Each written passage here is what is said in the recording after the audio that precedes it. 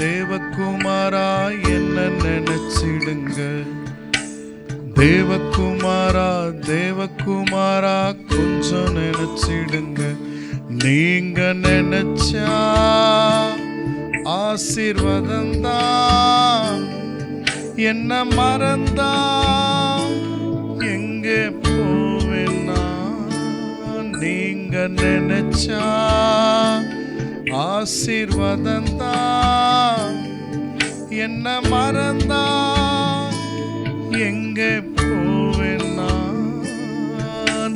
தேவகுமாரா தேவகுமாரா என்ன நினைச்சிடுங்க. தேவகுமாரா தேவகுமாரா கொஞ்சம் நினைச்சிடுங்க. உடைந்த பாத்திரம் நான், அது உமக்கே தெரியும். தேவன் பயன்படுத்துகிறேன், இது யாருக்கு புரியும். உடைந்த பாத்திரம் நான், அது உமக்கே தெரியும். தேவன் பயன்படுத்துகிறேன், இது யாருக்கு புரியும். உதவாத என்னில் நீர் உறவானே, நீங்க இல்லாத என் உலகம் பிடியாதே. உதவாத என்னில் நீர் உறவானே, நீங்க இல்லாத என் உலகம் பிடியாதே. நீங்க இல்லாத என் உலகம் பிடியாதே. நீங்க இல்லாம என் உலகம் பிடியாதே. தேவகுமாரா தேவகுமாரா என்ன நினைச்சிடுங்க. தேவகுமாரா தேவகுமாரா கொஞ்சம் நினைச்சிடுங்க.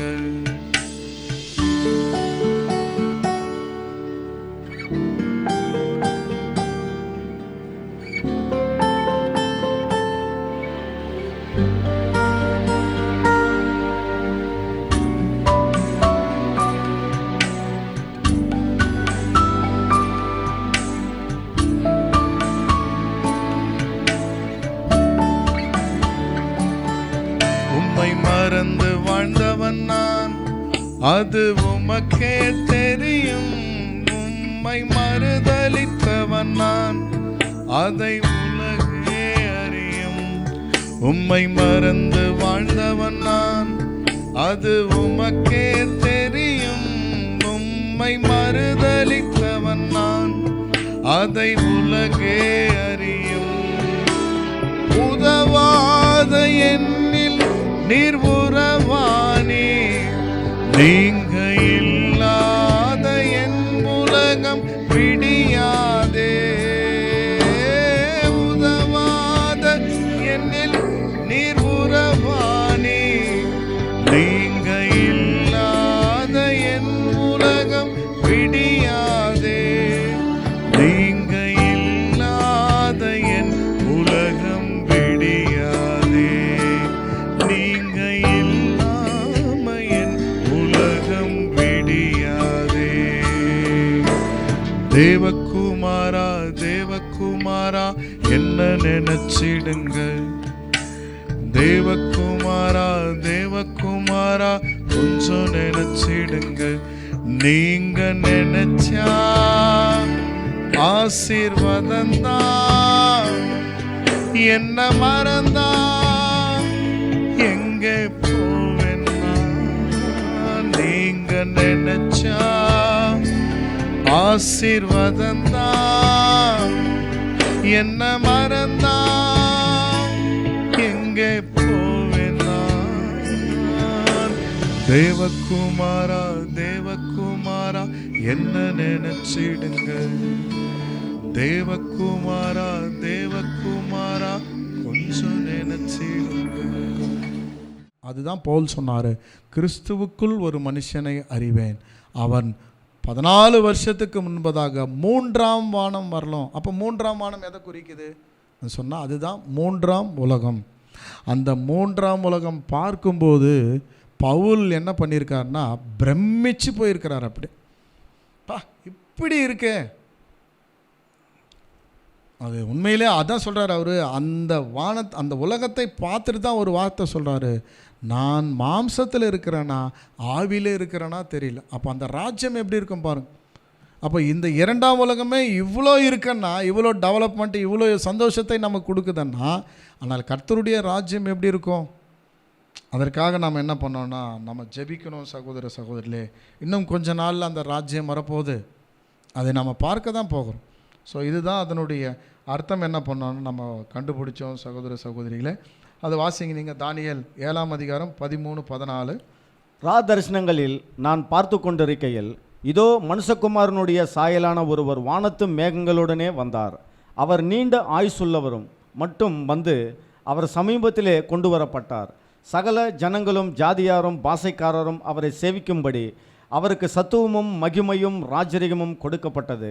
அவருடைய கர்த்தத்துவம் நீங்காத நித்திய கர்த்தத்துவமும் அவருடைய ராஜ்யம் அழியாததுமாய் இருக்கும்.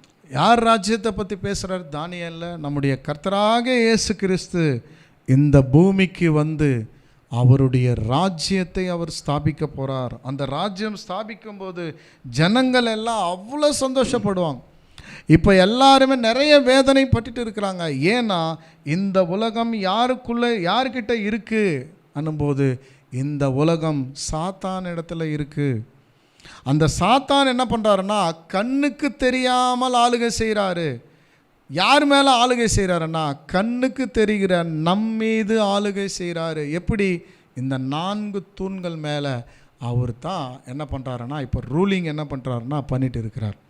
ஸோ இந்த இரண்டாம் உலகத்தை பற்றி நம் கர்த்தர் கூட பேசுகிறார் பாருங்கள். யோவான் 18ஆம் அதிகாரம் 36ஆம் வசனம். இயேசு பிரதியுத்தரமாக, என் ராஜ்யம் இவ்வுலகத்துக்குரியதல்ல.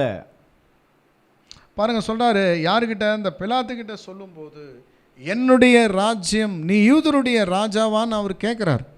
கேட்கும்போது கர்த்தர் சொல்கிறாரு, நான் யூதருடைய ராஜ்யம்தான், ஆனால் என் ராஜ்யம் இவ்வுலகத்துக்குரியது அல்ல. எந்த உலகம் பற்றி பேசுகிறாரு? 2ஆம் உலகத்தை பற்றி பேசுகிறாரு.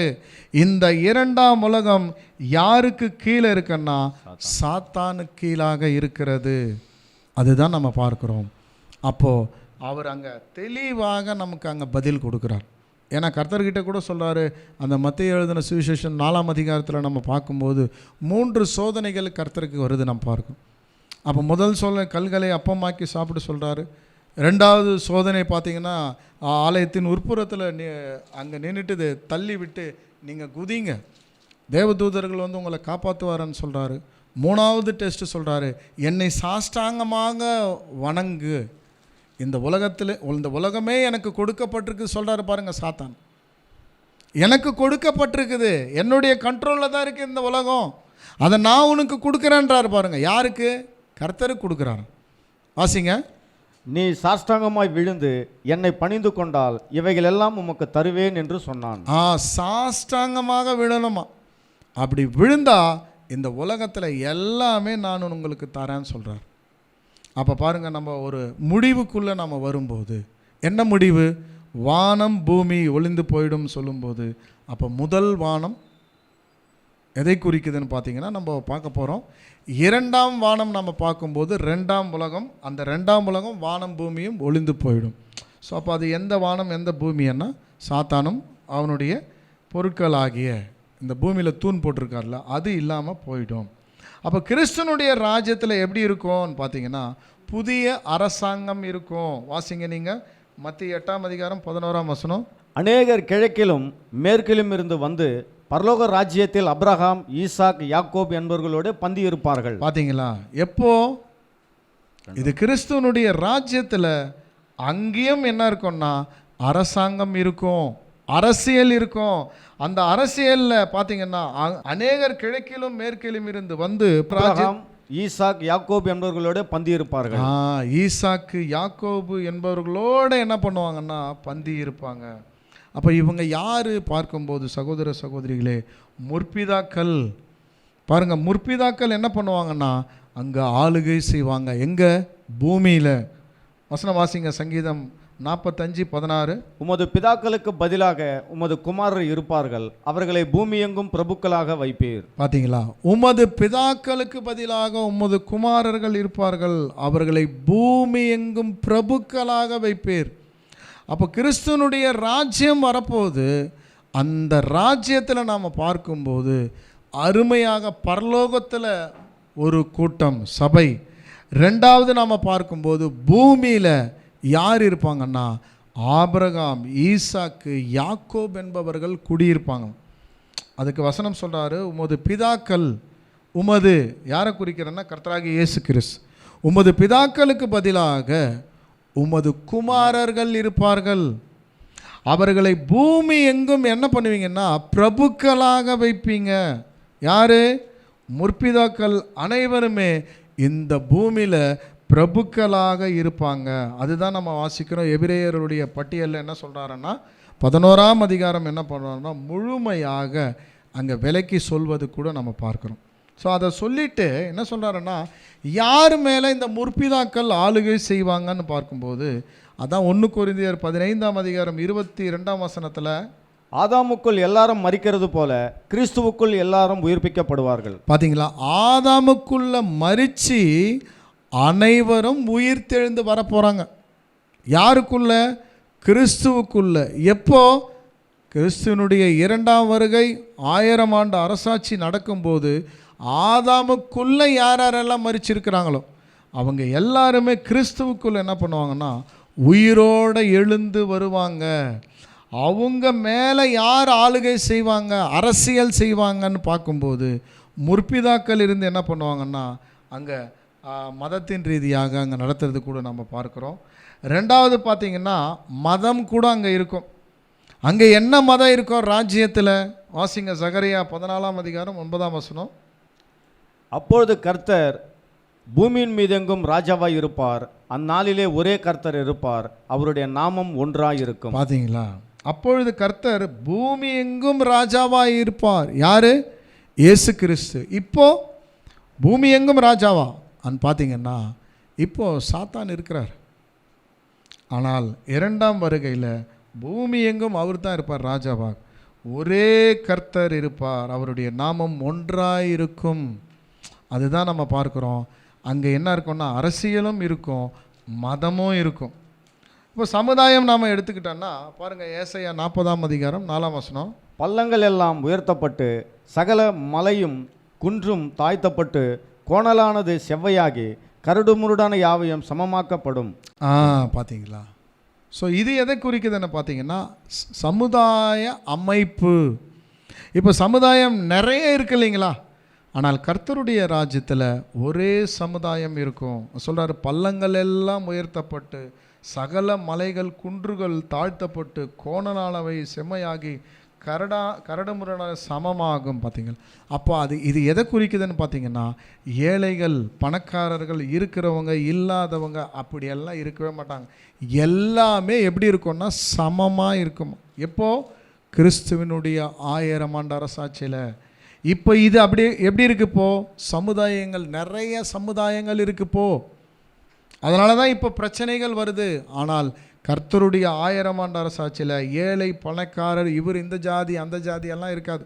ஒரே ஜாதி தான் பண்ணோம்னா அங்கே இருக்கிறது கூட நம்ம பார்க்கணும். ஸோ அப்போ நம்ம பார்க்கும்போது கர்த்தருடைய ராஜ்யத்தில் என்ன நம்ம பார்க்குறோம்? முதல் விஷயம் நம்ம பார்க்குறோம், மதம் இருக்கிறது நம்ம பார்க்குறோம். அதே மாதிரி பார்த்திங்கன்னா அரசியல் கூட இருக்கும். மூன்றாவது நம்ம பார்க்கும்போது சமுதாய அமைப்பும் இருக்கும், அதெல்லாம் ஒன்றாக இருக்கும்.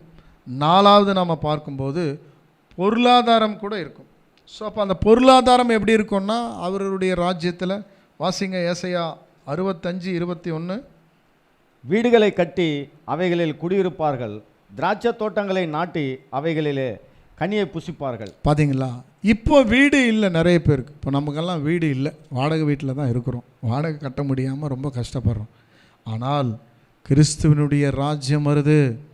அந்த ராஜ்யத்தில் வீடுகளை கட்டி குடியிருப்பார்கள், திராட்சை தோட்டங்களை நட்டு அவைகளின் கனிகளை புசிப்பார்கள். பாருங்கள் என்ன அருமையான வசனம். எப்போ இது நடக்கும்? இப்போ வீடு இல்லையா? பரவாயில்ல, சந்தோஷம். ஆனால் கிறிஸ்துவனுடைய ராஜ்யம் இந்த பூமிக்கு வரப்போகுது. அங்கே எல்லாருக்கும் என்ன வேணும் உங்களுக்கு? ஏன்னா அங்கே யார் இல்லை? முதல் விஷயம் சாத்தான் இல்லை. அரசியல், சமுதாயம், மதம், பொருளாதாரம் எல்லாமே கர்த்தருடைய கண்ட்ரோலில் வந்துருச்சு. இப்போ நம்ம இந்த வீடு இல்லாதவங்க கர்த்தருடைய ராஜ்யத்தில் கர்த்தர்கிட்ட போயிட்டு, ஆண்டவரே எனக்கு வீடு இல்லைன்னா, உங்களுக்கு எத்தனை வீடு வேணும்? எனக்கு 20 வீடு வேணும். போங்க 50 வீடு எடுத்துக்கங்க. நீ அது யாருடைய ராஜ்யம்? கர்த்தருடைய ராஜ்யம். அதான் வீடுகளை கட்டி அவைகளை குடியிருப்பாங்க. இப்போ வீடு கட்டுறது ஒருத்தர், குடியிருக்கிறது ஒருத்தராக இருக்கிறார். ஸோ ஆனால் கர்த்தருடைய ராஜ்யத்தில் பார்த்துக்கும்போது சகோதர சகோதரிகளே, அங்கே யார் இருப்பாங்கன்னா, அங்கே தான் நம்ம பார்க்குறோம் எல்லாருக்கும் சரிசமமாக தேவன் செய்வார். ஸோ இதுதான் நம்ம பார்த்தோம் முதல் உலகம். இப்போ நம்ம என்ன பண்ணலான்னா, முதல் உலகத்தை கொஞ்சம் பார்த்துட்டு என்ன பண்ணலான்னா இந்த பாடத்தை நம்ம முடிக்கலாம். ஸோ அப்போ முதல் உலகம் என்ன பார்த்திங்கன்னா, அது எப்படி இருந்தது நம்ம கண்டுபிடிக்கலாம். ஸோ முதல் உலகத்தை குறித்து நம்ம பார்க்கும்போது வாசிக்கலாம். 2 பேதுரு 3:6. அப்பொழுது இருந்த உலகம் ஜலப்பிரளயத்தினாலே அழிந்தது என்பதையும் மனதார அறியாமல் இருக்கிறார்கள். பாருங்க, அப்பொழுது இருந்த உலகம் ஜலப்பிரளயத்தினாலே அழிந்தது என்பதை மனதார அறியாமல் இருக்கிறீர்கள். அப்போ பாருங்க, அப்போ முதல் உலகம் தேவன் எப்படி அழிச்சிட்டாருன்னா, சகோதர சகோதரிகளே, ஜலப்பிரளயத்தினால அழிச்சிட்டாருன்னு பார்க்குறோம். ஸோ அதை நாம் பார்க்கும்போது முதல் உலகத்தினுடைய வயது எவ்வளோ இருக்கும், எவ்வளோ வருஷம் இருந்துச்சு முதல் உலகம்? ஜலப்பிரளயம் வர வரலாம் பார்த்திங்கன்னா 1656 வருஷம். 1656 வருஷம் கொண்ட காலப்பகுதி தான் முதல் உலகம். யாருடைய பார்த்திங்கன்னா, யாரிலிருந்து பார்த்திங்கன்னா ஆதாமிலிருந்து ஜலப்பிரளயம் வரலாம் 1656 வருஷம். பிரதர் எப்படி நீங்கள் சொல்கிறீங்கன்னா? ஸோ இதற்கும் ஒரு பாடம் இருக்குது. நிறைய வசனங்களை இணைத்து தான் என்ன பண்ணுறோன்னா இதை நம்ம பார்க்குறோம். ஸோ இது இப்போதைக்கு மட்டும் நீங்கள் இதை நினச்சிங்க முதல் உலகம். ஸோ அப்போ அந்த முதல் உலகத்தினுடைய முதல் பகுதி நம்ம போகலாம். நம்ம பார்த்தோம் இல்லைங்களா, சாட்டில் பிரதர் காமிக்கிறாரு கூட, நீங்கள் அதில் பார்க்கலாம். இதில் நம்ம பார்க்கும்போது இதுதான் முதல் உலகம். இந்த உலகம் யாருக்கு கீழாக தேவன் வைத்திருந்தார் பார்த்தீங்கன்னா, எபிரேயர் 2:5.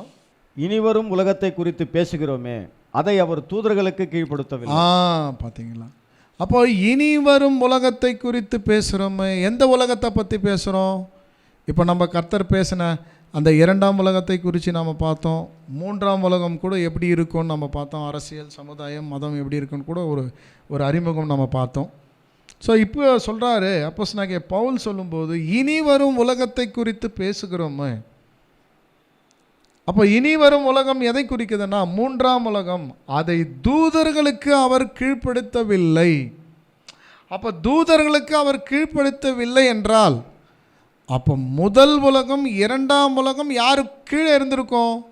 தூதர்களுக்கு கீழே இருந்திருக்கும். அப்போ 3ஆம் உலகம் தான் தூதர்களுக்கு கீழே இல்லை. அப்போ முதல் உலகம் 2ஆம் உலகம் என்ன பண்ணியிருப்பார்? தேவன் தூதர்களுக்கு கீழே தான் கொடுத்துருப்பார். சரி, ஒரு கேள்வி நம்ம எழுப்பலாம். முதல் உலகத்தை தேவன் அழிப்பதற்கு காரணம் என்ன? இப்போ நம்ம பார்க்குறது முதல் உலகம். இந்த முதல் உலகத்தை தேவன் ஏன் அழிச்சிட்டாரு? ஜலப்பிரளயத்தினால, தண்ணினால் ஏன் அழிச்சிட்டாருன்னா, நிறைய பேர் சொல்லுவாங்க அக்கறம் மிகுதி ஆயிடுச்சுன்னு. ஏன் அக்கறம் இந்த காலத்தில் இல்லைங்களா? எல்லா காலத்திலையும் அக்கறம் இருக்குது. அப்போ தேவன் ஏன் இந்த முதல் உலகத்தை அழித்தார் என்னும்போது, அதற்கு தான் இன்றைக்கி அர்த்தத்தை என்ன பண்ண போகிறோம்னா கண்டுபிடிக்க போகிறோம். ஆதியாகமம் 6:3. அப்பொழுது கர்த்தர், என் ஆவி என்றைக்கும் மனுஷருடைய போராடுவதில்லை, அவன் மாம்சம்தானே, அவன் இருக்க போகிற நாட்கள் 120 வருஷம் என்றார். பார்த்தீங்களா? இனி என்னுடைய ஆவி மனுஷனோடு போராடுவது இல்லை, அவன் இருக்க போகிற நாட்கள் 120 வருடம் தானே. பாருங்க, மனிதனோடு என்னுடைய ஆவி போராடுவதில்லை என்றால், அந்த ஆவி கொஞ்ச நாள் என்ன பண்ணியிருக்கோன்னா மனிதனோடு போராடி இருக்கும். தேவனுடைய ஆவி கொஞ்ச நாள் மனிதனோடு போராடி இருக்கும். ஆனால் அவர் எப்போ தேவனுடைய வார்த்தை கீழ்ப்படியாமல் போகிறாரோ அப்போ அந்த ஆவி அவரோட போராடுறதில்ல, அவரை விட்டு போயிடும். இதை எப்படி நாம் எடுத்துக்கலாம் பார்த்தீங்கன்னா, தவறு நாம் செய்யும்போது அந்த தவறு செய்கிறீங்கன்ட்டு அது உணர்வு நமக்குள்ளே கொண்டு வந்துட்டே இருக்கும். இதுதான் தேவனுடைய ஆவி நம்மளோட போராடுறதுன்றது. இப்படி செய்யாதீங்க, இப்படி இருங்க, தேவனுக்கு கீழ்ப்படிஞ்சிருங்க, இது பாவம், இந்த மாதிரி பண்ணாதீங்க, இதெல்லாம் நம்ம கூட போராடுது அந்த ஆவி, தேவனுடைய ஆவி. அப்போ நம்ம எப்போ அதை நம்ம செஞ்சிட்டே இருக்கோம் தேவனுடைய வார்த்தை கீழ்ப்படியாத போதுன்னும் போது தேவன் என்ன பண்ணுறாருன்னா அந்த போராடுவது அந்த ஆவியை அவர்கிட்டேருந்து எடுத்துடுறார்.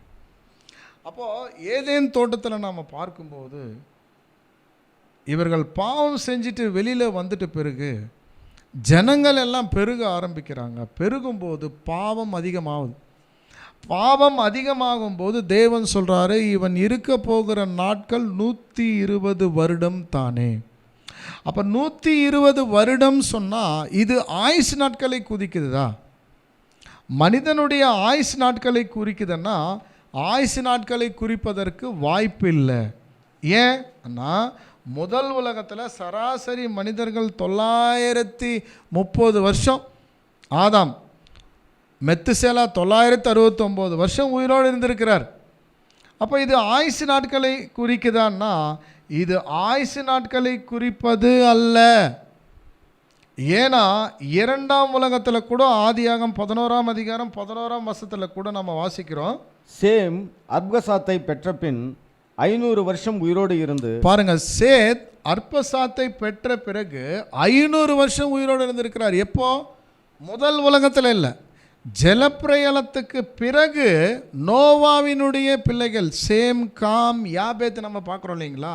அப்போ சேம் நாம் பார்க்கும்போது 500 வருடம் உயிரோடு இருந்திருக்கிறார் 2ஆம் உலகத்தில். நோவாவினுடைய காலத்தில் நம்ம பார்க்கும்போது சகோதர சகோதரிகளே, தேவன் என்ன பண்ணுறாருன்னா அவர்கள் அக்கிரமம் பெருகிறதுனால தேவன் ஒரு வார்த்தை சொல்கிறாரு, அவன் இருக்க போகிற நாட்கள் 120 வருடங்கள் தானே. அப்போ 120 வருடங்கள் சொல்லும்போது அது ஆயுஸ் நாட்களை குறிக்கிறது என்றால் ஆயுசு நாட்களை குறிக்கிறது அல்ல. அந்த நோவாவுக்கு தேவன் சொன்ன அந்த வார்த்தை அந்த நாளிலிருந்து 120 வருடத்துக்குள்ளே நான் என்ன பண்ண போகிறேன்னா ஜலப்பிரயாணம் வர வைத்து அந்த முதல் உலகத்தில் இருக்கக்கூடிய ஜனங்களை நான் அழிக்கப் போகிறேன் என்று சொல்வது தான் குறிக்கிறது 120 வருடங்கள். அதனால் அதை ஆயுசு நாட்கள் என்று நாம் எடுத்துக்கொள்ள வேணாம். இது நாம் பார்க்குறோம். சரி, இப்போ நம்ம என்ன பண்ணலான்னா கொஞ்சம் இந்த முதல் உலகம் எப்படி இருந்தது என்ன பண்ணலான்னா நம்ம பார்த்துட்டு பார்க்கலாம். ஆதியாகம் 1ஆம் அதிகாரம் 6ஆம் வசனம். பின்பு தேவன் ஜலத்தின் மத்தியிலே ஆகாய விரிவு உண்டாக கடவது என்றார். அது ஜலத்திலிருந்து ஜலத்தை பிரிக்க கடவது என்றும் சொன்னார். பாருங்க, நம்ம பார்க்குறோம் தேவன் அந்த முதல் உலகத்தை எப்படி அவர் சிருஷ்டித்திருந்தார்னு நம்ம பார்க்கும்போது இப்போ உங்களுடைய சிந்தைக்குள்ளே கொண்டு வாங்க. என்னன்னா, பின்பு தேவன் ஜலத்தின் மத்தியில் ஆகாய விரிவு உண்டாக்குவது என்றார். அது ஜலத்தில் இன்றி ஜலம் பிரிக்க கடவுது என்றார். கொஞ்சம் நீங்கள் கவனம் கொடுங்க, உங்களுடைய சிந்தைக்குள்ளே கொண்டு வாங்க. அப்போ முதல் உலகத்தை தேவன் எப்படி சிருஷ்டித்தார்னா, பூமி இருக்குது, அந்த பூமியை சுற்றி படியங்கள் இருந்திருக்கு.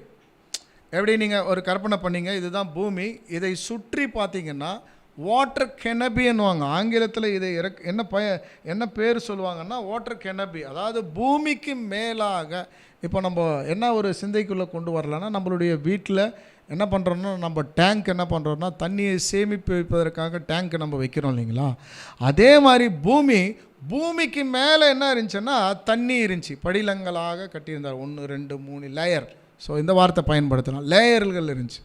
அப்போ ஃபுல்லாக தண்ணி, பூமிக்கு மேலே தண்ணி, அதுக்கு மேலே சூரியன். அப்போது சூரியனுடைய வெளிச்சம் பூமி மேலே படாதபடிக்கு அது எங்கே படுதுன்னா அந்த தண்ணீர் மேலே படுது. அந்த தண்ணீர் மேலே படும்போது பூமியில் பார்த்திங்கன்னா அந்த சூரியனுடைய வெளிச்சம் வரல. அதனால் மனிதன் என்ன பண்ணாருன்னா 930 வருஷம் உயிரோடு இருந்தார். மெத்துசேலா 969 வருஷம் உயிரோடு இருந்தார். எப்படி 900 வருஷம் உயிரோடு வாழ்ந்துருக்கிறாங்க முதல் உலகத்தில். இப்போ நம்ம 60 வருஷம் கூட வாழ முடியல. என்ன காரணம்னு பார்க்கும்போது அதுதான் நம்ம பார்த்தோம், வாட்டர் கேனபி. பூமிக்கு மேலே தண்ணிக்கு மேலே சூரியன். அப்போ சூரியன் இருந்தாலும் சூரியனுடைய வெப்பம் பார்த்திங்கன்னா தண்ணி மேலே படும்போது பூமியில் என்ன பண்ணலான்னா வெப்பம் அதிகமாக இல்லை. இப்போது எப்படி நம்ம புரிந்து கொள்ளலாம்னா, ப்ராக்டிக்கலாக ஒரு ஃப்ரிட்ஜில் நம்ம ஒரு பழங்களை கொண்டு போய் வைத்தோம்னா அது என்ன ஆகுன்னா கெடுறதில்லை இல்லைங்களா? அந்த மாதிரி இருந்துச்சிங்க பூமி. குளுன்னு இருந்துச்சு. சூரியனுடைய வெளிச்சமே பூமியில் படல. தேவன் அப்படி தான் வச்சுருந்தார். ஆனால் எப்போ நோவா பாவம் செய்தாரோ அப்போ என்ன ஆச்சு? அந்த ஜனங்கள் முதல் உலகத்தில் ஜனங்கள் எப்போ பாவம் செஞ்சாங்களோ அப்போ தேவன் என்ன பண்ணார் பாருங்கள். ஆதியாகமம் 7ஆம் அதிகாரம் 11ஆம் வசனம்.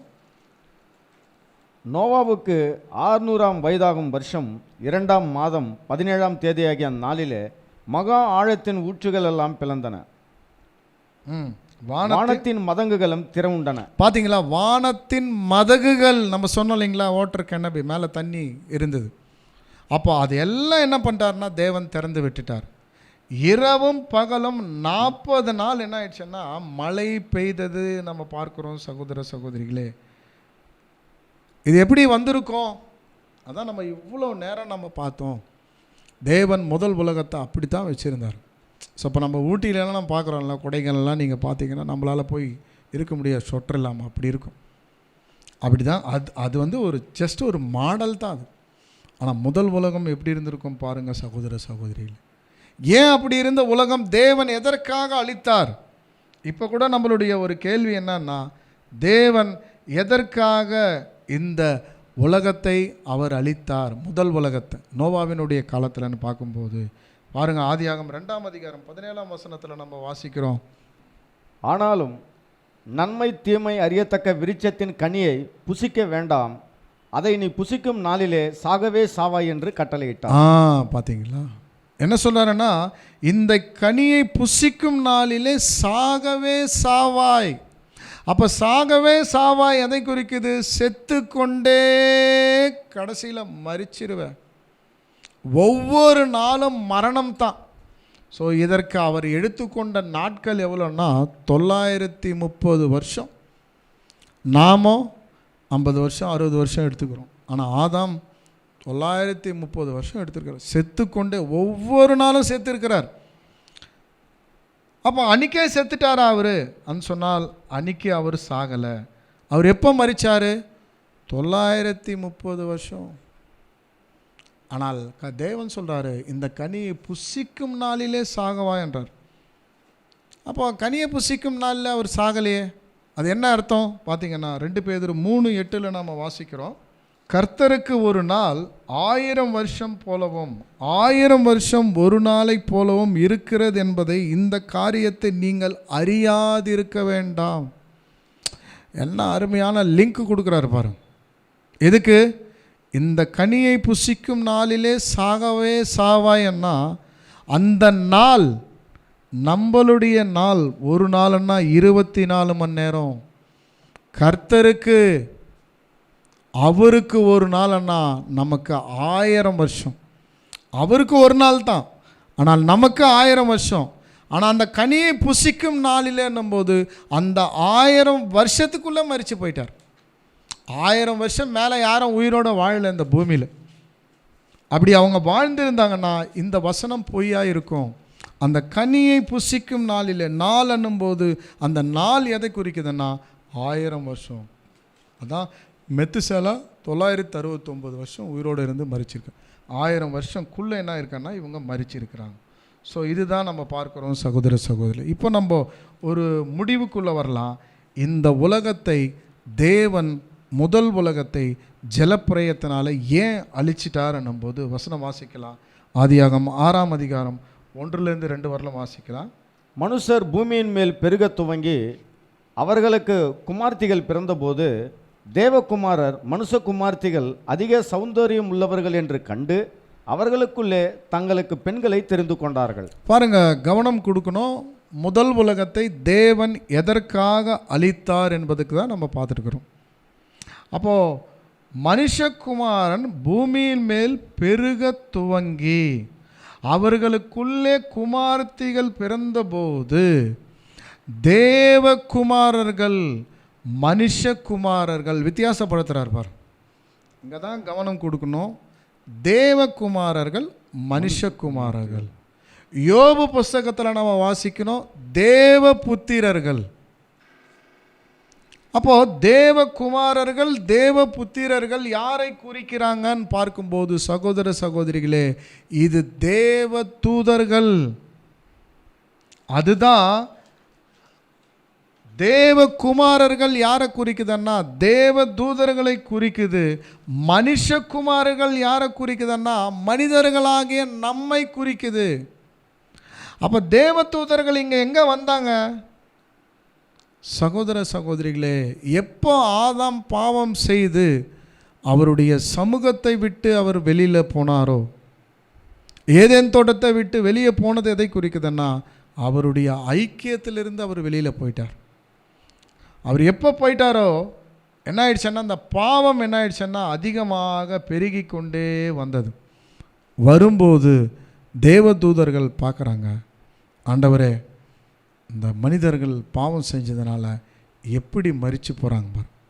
அப்படி நினைக்கும் போது என்ன பண்ணுறாங்கன்னா தேவன் பார்க்குறாரு என்ன செய்யலாம். ஏன்னா தேவனுடைய ஒரு அருமையான ஒரு குணம் என்னன்னா, எப்பவுமே பாருங்கள் சகோதர சகோதரிகளே, யாரையுமே அவர் என்ன பண்ண மாட்டாருன்னா இதை போய் நீங்கள் செய்யுங்கன்னு சொல்லவே மாட்டார். ஸோ வாலண்ட்ரியாக நம்ம வந்து செய்யணும், இதுதான் தேவன் விரும்புவார். ஆனால் சூழ்நிலைகளை நமக்கு முன்னாடி வச்சிருவார். ஆனால் முடிவெடுப்பது யாருன்னா நாம தான். அப்போ தூதர்கள் என்ன பண்ணியிருக்கலாம், ஆண்டவரே இந்த ஜனங்களை நாங்கள் மனம் மாறி உங்கள் சமூகத்துக்கு நாங்கள் கொண்டு வரோன்னு சொல்லும்போது சரி போய் நீங்கள் போய் செய்யுங்க. ஒருவேளை தேவன் சொல்லியிருக்கலாம். ஏன்னா இது நம்மளுடைய ஓனாக பேசிட்டுக்கிறோம் சிந்தை. இது நம்ம மெடிடேஷனில் நம்ம இந்த வார்த்தை பேசிக்கிறோம், வசனம் இதற்கு இல்லை. ஒரு வேளை எப்படி இந்த பூமிக்கு தேவ தூதர்கள் வந்திருக்கலான்னா என்ன செஞ்சுருக்கலான்னா தேவன் சரி போங்க நீங்கள் சொன்ன மாதிரி மனிதர்களை திருத்தி கூட்டிகிட்டு வாங்கன்னு சொல்லியிருக்கலாம். அப்படி அவங்க வருகிற போது அவங்க ஆவிக்குரிய நேச்சுரல், ஆவிக்குரிய சரீரம், நாம் மாம்சீக சரீரம். இப்போ ஆவிக்குரிய சரீரம் எப்படி இருப்பாங்க? கர்த்தர் உயிர் தெழுந்த பிறகு வீடை பூட்டி சீஷர்கள் எல்லாமே உள்ளே இருக்கிறாங்க. கர்த்தர் என்ன பண்ணுறாருன்னா அப்படியே உள்ளே வரார். அது என்ன, ஆவிக்குரிய நிலையில் இருக்கிறவங்க கதவு திறந்து வரணும்னு ஒன்றும் அவசியம் இல்லை. ஆவிக்குரிய நிலை குறிக்குது. ஆனால் ஆவிக்குரிய நிலையில் இருக்கக்கூடியவர்கள் இந்த பூமிக்கு வரும்போது மனிதர்களை சந்திக்கணும்னா அவங்க மனுஷன் மாதிரி மாறணும். அப்போ வரும்போது ஆவின் சரீரத்தில் தான் வருவாங்க. பூமிக்கு வந்த பிறகு மாம்சீக சரீரம் எடுத்துக்கலாம். யார் மாம்சீக சரீரம்? என்ன மாதிரி ஒரு சரீரம் எடுக்கலாம், சகோதரன் மாதிரி எடுக்கலாம், ஸ்ரீ மாதிரி ஸ்ரீ எடுக்கலாம், இவங்கள மாதிரி எடுக்கலாம். பாருங்கள், இந்த மாதிரி சரீரத்தை என்ன பண்ணலான்னா அவங்க எடுத்துக்கொண்டு வரலாம் பூமிக்கு. ஆனால் வரும்போது ஜனங்களுக்கு தெரியாது இது இவங்க தேவதூதர்கள். ஏன்னா அவங்க எப்படி வந்திருக்காங்கன்னா மனுஷங்களாக வந்திருக்கிறாங்க.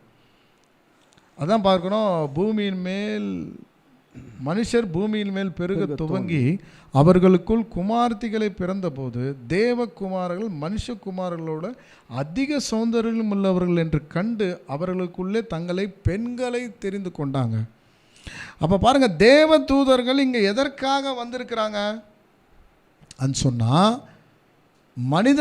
மனிதர்களை திருத்தி தேவனிடத்திற்கு கொண்டு போவதற்காக தான் வந்திருக்கிறாங்க.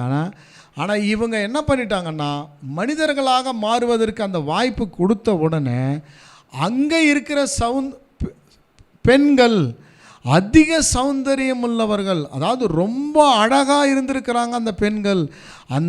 அந்த பெண்கள் அழகில் மழங்கி இந்த தேவ தூதர்கள் என்ன பண்ணிட்டாங்கன்னா மனுஷர்களை திருமணம் செய்து கொண்டாங்களாம். எவ்வளோ பெரிய தப்பு பண்ணிட்டாங்க பாருங்க. ஸோ நீங்கள் கொஞ்சம் யோசித்து பாருங்கள். நீங்கள் முதல் உலகத்தை தேவன் ஜலப்பிரயத்தினால ஏன் அழிச்சார் என்பதற்கான அர்த்தத்தை தான் நம்ம பார்த்துருக்குறோம் இப்போ. அப்போ அந்த பூமிக்கு அவர்கள் வந்துடும்போது தேவதூதர்கள் இது பெண்களுக்கு தெரியாது, ஆனால் திருமணம் பண்ணிக்கிட்டாங்க. யார் யார்? தேவகுமாரர்கள் மனுஷகுமாரர்கள், தேவதூதர்கள் மனுஷகுமாரர்கள் 2 பேர் திருமணம் செய்து கொள்ளும்போது அங்கே அவர்களுக்கு பிள்ளைகள் பெறும்போது அவங்க என்ன ஆயிட்டாங்கன்னா ராட்சதர்கள் ஆயிட்டாங்களாம். ராட்சதர்கள்னா எப்படி? தேவதூதர்களுடைய பலமும் வந்துடுச்சு, பாதி மனிதர்களுடைய பலமும் வந்துடுச்சு. பாருங்கள், இந்த மலையை, ஒரு மலையை இங்கேருந்து கொண்டு போய் அந்த இடத்துல வைக்கிற அளவு மலையை அவருக்கு பவர் வந்துடுச்சு. பாருங்க, யார் இவங்க? அவங்க தான் ராட்சதர்கள். தேவகுமாரருக்கும் மனுஷகுமாரருக்கும் பிறந்த பிள்ளைகள். அவங்களுடைய எண்ணங்கள் எப்படி இருக்கும் பாருங்க. இப்போ நம்மளுடைய எண்ணமே எப்படி இருக்கு?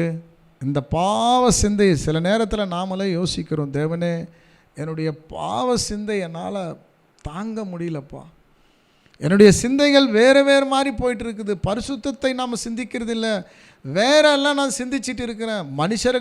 மனுஷர்கள் பிறந்த சிந்தையே எப்படி இருக்குன்னா தூதர்களுடைய சிந்தை எப்படி இருக்கும்? ஏன்னா தேவ தூதர்கள் ரொம்ப பலம் வாய்ந்தவர்கள்.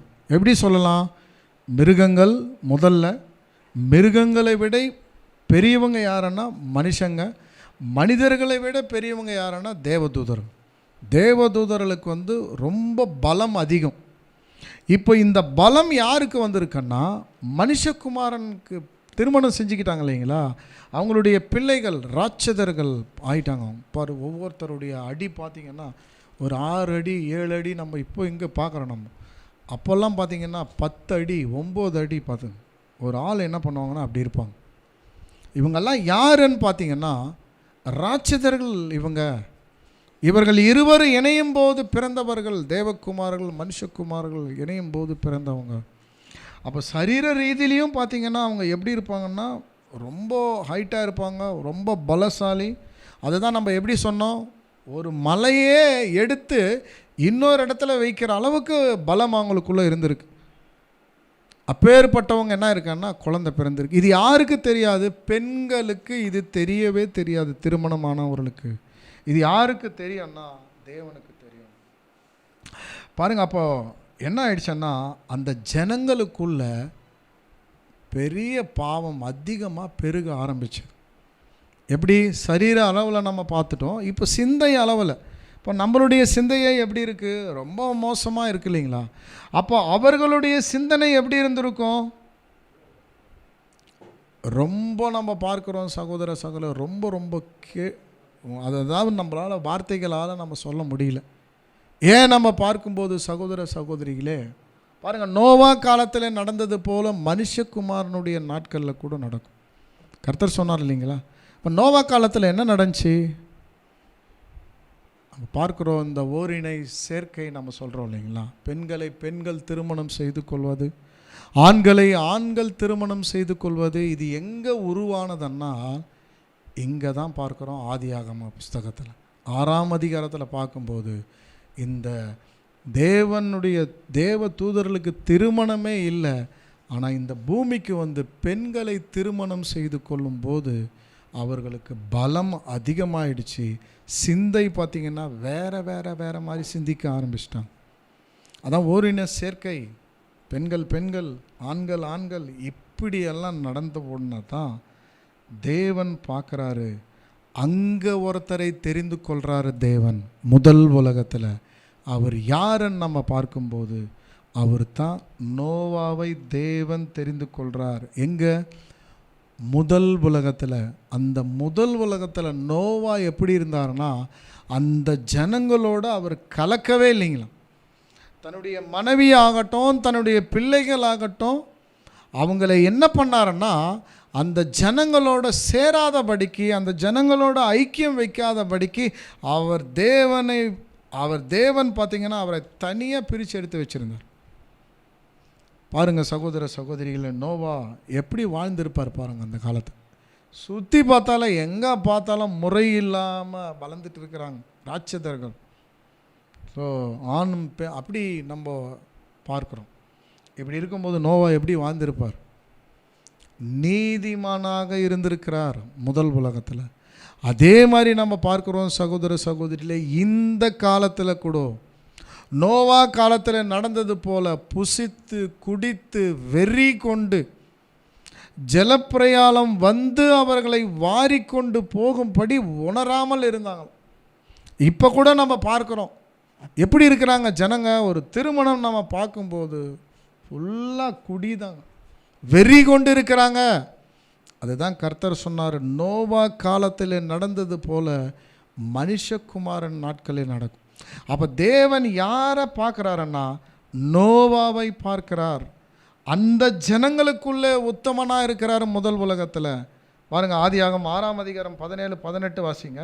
வானத்தின் கீழே ஜீவாசுவசமுள்ள சகல மாம்ச ஜந்துக்களையும் அழிக்க நான் பூமியின் மேல் ஜலப்பிரளயத்தை வரப்பண்ணுவேன். பூமியிலுள்ள யாவும் மாண்டு போகும். ஆனாலும் உன்னுடனே கூட என் உடன்படிக்கையை ஏற்படுத்துவேன். நீயும் உன்னோட கூட உன் குமாரரும் உன் மனைவியும் உன் குமாரின் மனைவிகளும் பேழைக்குள்ளே பிரவேசியுங்கள்.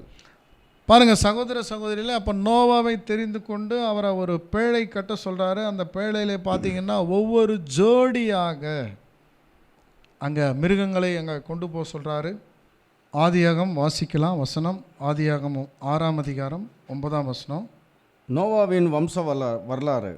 நோவா தன் காலத்தில் இருந்தவர்களுக்குள்ளே நீதிமானும் உத்தமனுமாய் இருந்தான். நோவா தேவனோடு சஞ்சரித்து கொண்டிருந்தான். பாருங்க சகோதர சகோதரிகளே, அந்த முதல் உலகம் நம்ம பார்க்குறோம் அப்படி இருந்தது. அப்படி இருந்த உலகத்தில் நோவா நம்ம பார்க்குறோம் எப்படி இருக்காருன்னா ஒரு நீதிமானாக அவர் இருந்திருக்கிறார் கூட பார்க்குறோம். அந்த தூதர்களுடைய ரத்தம் ஒரு சொட்டு கூட தன்னுடைய குடும்பத்தில் கலக்காதபடிக்கு அவர் என்ன பண்ணார்னா பார்த்து கொண்டார். அவர் நீதிமானாக இந்த நோவா அங்கே இருந்திருக்கிறாருன்னு நம்ம பார்க்குறோம். சகோதர சகோதரிகளே, இங்கே பாருங்கள், இன்னொரு வசனம் கூட நம்ம வாசிக்கலாம். 2 பேதுரு 2ஆம் அதிகாரம் 5ஆம் வசனம். பூர்வ உலகத்தை தப்பவிடாமல் நீதியை பிரசங்கித்தவனாகிய நோவா முதலான 8 பேரை காப்பாற்றி அவபக்தியிலுள்ளவர்கள் நிறைந்த உலகத்தின் ஜலப்பிரயத்தினாலே வரப்பண்ணினார். பாருங்க, இங்கே நம்ம பார்க்குறோம் நோவா என்ன செய்திருக்கிறாருன்னா நீதியை பிரசங்கித்தவனாகிய நோவா. அப்போ இந்த நோவா நீதியை பிரசங்கித்து இருக்கிறாருன்னா பாருங்கள், ஒரு வீடு வீடாக போயிட்டு அப்புறம் ஒரு கூட்டம் மாதிரி ஜப கூட்டம் மாதிரி வச்சு இப்படியெல்லாம் அவர் பிரசங்கித்து இருக்கிறாரா? நோவான்னா அவர் அப்படி பிரசங்கிக்கலை. அவருடைய பிரசங்கம் எப்படி இருந்திருக்குன்னா நமக்கு ரொம்ப ரொம்ப முக்கியம் சகோதர சகோதரிகளே. இது கிரியையினாலே அவர் என்ன பண்ணியிருக்காருன்னா பிரசங்கம் பண்ணியிருக்கிறார். கிரியையினாலே என்ன பார்த்தீங்கன்னா மழை இன்னும் 120 வருஷத்தில் மழை வரோன்னு சொல்லிட்டு அவர் விசுவாசித்து அந்த வார்த்தையை அங்கே இருக்கக்கூடிய ஜனங்களுக்கு அவர் பிரசங்கித்திருக்கிறார். என்னென்னு, இன்னும் கொஞ்ச நாளில் மழை வரப்போகுது, 120 வருடங்களில் என்ன பண்ண போகுதுன்னா மழை வரப்போகுது. ஸோ அங்கே பிரசங்கம் பண்ணும்போது அவங்க என்ன பண்ணலான்னா யாருமே கேட்கல சகோதர சகோதரிகளே, நீதியை பிரசங்கித்து இருக்கிறார். ஸோ பாருங்கள், அவர் கட்டும்போது அந்த பேழையை அவர் கட்டும்போது அவருடைய மனநிலை கொஞ்சம் எப்படி இருந்திருக்கும் கொஞ்சம் பாருங்கள். அவருடைய வீட்டார் மட்டும்தான் விசுவாசிக்கிறாங்க, மாறாக அங்கே இருக்கிறவங்க யாருமே விசுவாசிக்கல, எல்லாம் கிண்டலும் கேலியும் செய்கிறாங்க. அப்போ நோவாவினுடைய சிந்தை எப்படி இருந்திருக்கும் நம்ம பார்த்தோன்னா ரொம்ப ஒரு ஆச்சரியமான ஒரு விஷயந்தான். ஆனால் பிரம்மாண்டமான கப்பலை என்ன பண்ணுறாருன்னா ஒரு பிரம்மாண்டமான ஒரு பேழையை அவர் அங்கே கட்டுகிறது நாம் பார்க்குறோம். கட்டும்போது சகோதர சகோதரிகளே, இதில் பெரிய ஆவிக்குரிய ஒரு பாடம் நம்ம என்ன பண்ணுறோம்னா பார்க்குறோம். என்ன ஆவிக்குரிய பாடம் பார்க்குறோன்னா, அவர்களோடு நோவாவோடு சேர்ந்து பணியாற்றினவர்கள் யாருன்னா அங்கே இருக்கக்கூடிய ஜனங்கள் எல்லாம் அவர்கள் பணியாற்றி என்ன பண்ணிட்டாங்கன்னா அதற்கான கூலியை அவர் வாங்கி கொண்டாங்க. எத்தனை நாள் வேலை செஞ்சாங்களோ அந்த வேலையினுடைய கூலியை அவர்கள் வாங்கி கொண்டாங்க. ஆனால் நோவா பார்க்கும்போது சகோதர சகோதரிகளே அந்த பேடையிலே பிரவேசித்திருக்கிறார். ஆனால் அவங்களோட சேர்ந்து கட்டியிருக்கிறாங்க இல்லைங்களா, அவங்கெல்லாம் பிரவேசிக்கலை. இங்கே யார் மட்டும்தான் பிரவேசித்து இருக்கிறாருன்னா நோவா மட்டும்தான், தன்னுடைய குடும்பம் தான் பேழைக்குள்ளே பிரவேசித்திருக்கிறாங்க. மாறாக அவரோடு சேர்ந்து பணியாற்றினவர்கள் யாருமே அந்த பேழைக்குள்ளே போகவே இல்லை. இப்போ நாமும் கூட இந்த காலத்தில் ஒரு பேழையை கட்டிட்டு இருக்கிறோம். என்ன பேழைன்னா, பரலோக ராஜ்யத்திற்கு போவதற்காக ஒரு அருமையான ஆயத்த வேலை நடந்து கொண்டு இருக்கிறது. இந்த காலத்தில் நாம் நோவா மாதிரி வாழ்கிறோமா? பாருங்க, எவ்வளோ பெரிய லெசன் இருக்குது பாருங்கள். மனுஷகுமாரனுடைய வருகையினுடைய நாட்களிலே விசுவாசத்தை காண்பேனோ, ஒரு வார்த்தை சொல்கிறாரு. ஆனால் மனுஷகுமாரன் வருகிற நாட்களில் நோவா காலத்தில் எப்படி இருந்ததோ அப்படியே இருக்கும். ஸோ புசித்து குடித்து பெண் கொண்டு பெண் கொடுத்து ஜலப்பிரயாணம் வந்து வாரிக்கொண்டு போகும்படி உணராதிருப்பாங்க. அப்போ இந்த காலத்தில் கூட நம்ம பார்க்குறோம் இந்த மாதிரி நடந்துட்டு இருக்கு. இப்போ நம்ம என்ன பண்ணணும்னா நோவா மாதிரி இருக்கணும் சகோதர சகோதரிகளே. ஸோ இதை பார்த்துட்டு பாருங்கள், அங்கே இருக்கக்கூடிய ஜனங்கள் எல்லாருமே இவங்க யாருன்னா ராட்சதர்கள். யாருக்கு பிறந்தவங்க? தேவதூதர்களுக்கு பிறந்தவங்க. இந்த ராட்சதர்கள் நாம் பார்க்குறோம் பெருகிட்டே வராங்க. அப்போ அந்த உலகம் எப்படி இருந்திருக்கும் கொஞ்சம் பாருங்கள் சகோதர சகோதரியில். எங்கே பார்த்தாலும் பாவம் தான், ஒரு முறை இல்லாமல். அப்போ தேவன் அங்கே பார்க்குறாரு, இனி என்னுடைய ஆவி மனிதனோடு போராடுவதில்லை, அவன் இருக்க போகிற நாட்கள் 120 வருடம் தானே. ஸோ எப்போ கொண்டு வரார் அந்த விஷயத்தை? எக்ஸ்ட்ரீமாக போகும்போது அந்த உலகத்தையே தேவன் அழிக்கிறார். உலகத்தை தேவன் அழிக்கலை, அந்த உலகத்தில் வாழக்கூடிய ஜனங்களை அவர் அழிக்கிறார். பாருங்கள், இந்த பாடத்தினுடைய நிறைவுக்குள்ளே நம்ம வந்துட்டோம் சகோதர சகோதரிகளே. அப்போ முதல் உலகத்தில் தேவன் என்ன பண்ணிட்டார்னா ஜலப்பிரயாணம் வர வைத்து அங்கே இருக்கக்கூடிய ஜனங்களை எல்லாருமே அழிச்சிட்டார். யார் அழிஞ்சிட்டாங்க? எதற்காக அழித்தார்? காரணம் என்ன? பாவம் பெருகலை, தேவன் எதிர்பாராத ஒரு சந்ததி உள்ளே வந்துடுச்சு. இது தாங்க தேவன் அந்த ஜலப்பிரயத்தினால உலகத்தை, முதல் உலகத்தை அழிப்பதற்கு காரணம் என்னன்னா, தேவன் நினைக்கக்கூடாத ஒரு ஜென்ரேஷன் இந்த பூமியில் வந்துடுச்சு. மனிதர்கள் தான் சேர்ந்து பிறக்கணும். இங்கே என்ன ஆயிடுச்சுன்னா தேவதூதர்கள் சேர்ந்ததுனால ராட்சதர்கள் வந்துட்டாங்க. அதை அப்படியே தேவன் விட்டிருந்தாருன்னா, நோவா காலத்தில் தேவன் அப்படியே விட்டிருந்தார்னா இப்போ நம்ம வாழக்கூடிய வாழ்க்கை உலகம் எப்படி இருந்திருக்கும் கொஞ்சம் நினச்சி பாருங்க. ரொம்ப கொடுமை இதுவே நம்மளால் தாங்க முடியல. இங்கே நடக்கிற பாவமே நம்மளால் தாங்க முடியலன்னா முதல் உலகத்தில் இருந்த மாதிரி இருந்திருந்தால் எப்படி இருக்கும்? அந்த ஜென்ரேஷனே வேணான்னு தான் தேவன் என்ன பண்ணிட்டாருன்னா பேழையை கட்ட சொல்லி நோவாவை அங்கே அழிச்சிட்டாரு. யாரை அழிச்சாரு? அங்கே இருக்கக்கூடிய ஜனங்கள் டோட்டலாக அழிச்சிட்டார். அப்போ தேவன் யாரை காப்பாற்றினாரு பார்த்திங்கன்னா நம்ம சொல்லலாம், நோவாவினுடைய மனைவி, அவருடைய பிள்ளைகள், அவர்களுடைய மனைவி 8 பேரை என்ன பண்ணியிருக்காருன்னா தேவன் காப்பாற்றி. வாசிங்க. பூர்வ உலகத்தை தப்பவிடாமல் நீதியை பிரசங்கித்தவனாகிய நோவா முதலான 8 பேரை காப்பாற்றி அவபக்தியில் உள்ளவர்கள் நிறைந்த உலகத்தின் மேல் ஜலப்பிரளயத்தை வரப்பண்ணி. பார்த்தீங்களா? அப்போ தேவன் என்ன பண்ணிட்டாருன்னா அந்த உலகத்தில் இருக்கக்கூடிய, முதல் உலகத்தில் இருக்கக்கூடிய எல்லா ஜனங்களையும் தேவன் அழிச்சிட்டாரு. ஏன்னா அந்த சந்ததி வரக்கூடாது. அதனால தான் அந்த ஒரு பெரிய விஷயத்தை தேவன் என்ன பண்ணுறாருன்னா அங்கே செய்கிறார்.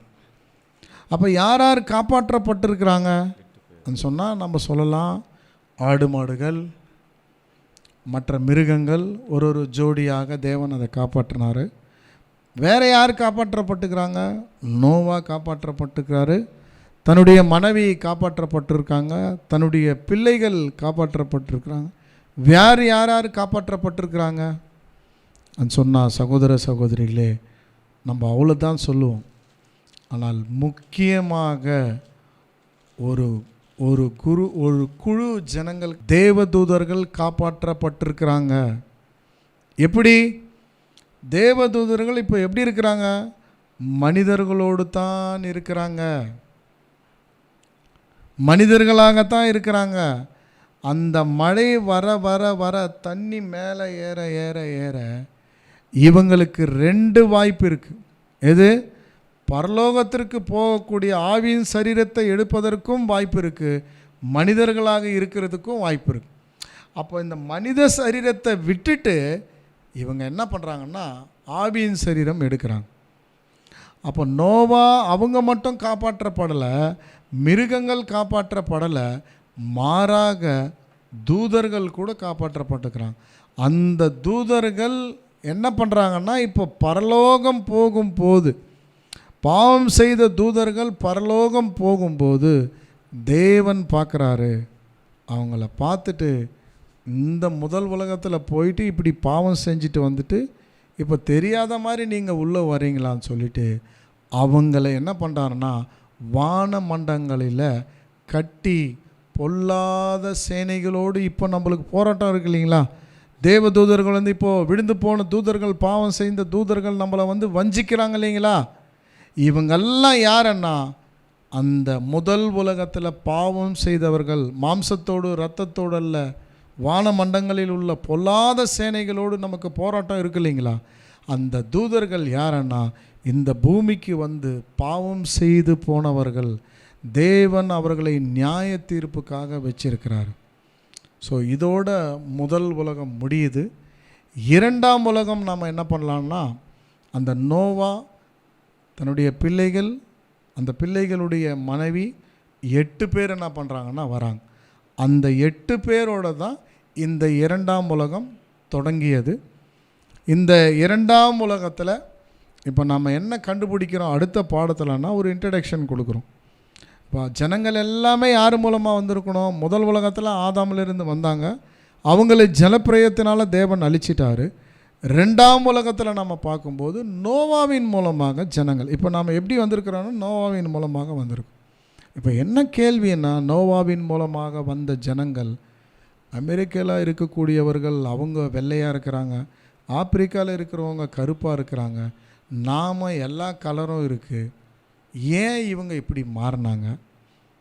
இவர்கள் இப்படி இருப்பதற்கு காரணம் என்னன்னு பார்க்கும்போது, நோவா இந்த பிள்ளைகளுக்கு என்னென்ன ஆசீர்வாதம் கொடுத்தாரு, இப்போ நம்மை ஆளக்கூடியவர்கள் யார், தேவன் அவர்களுக்கு ஏன் அந்த ஆசீர்வாதம் கொடுத்தாருன்றதெல்லாம் இரண்டாவது பாடத்தில் நம்ம என்ன பண்ணலாம் பார்க்கலாம். ஆபிரகாமை நம்ம பார்க்கலாம். ஸோ இவர்களெல்லாம் நம்ம இரண்டாம் உலகத்தில் நம்ம பார்க்கலாம். பொறுமையோடு கேட்ட நம் அனைவருமே தேவன் தாமே ஆசீர்வதிப்பாராக. ஆமீன்.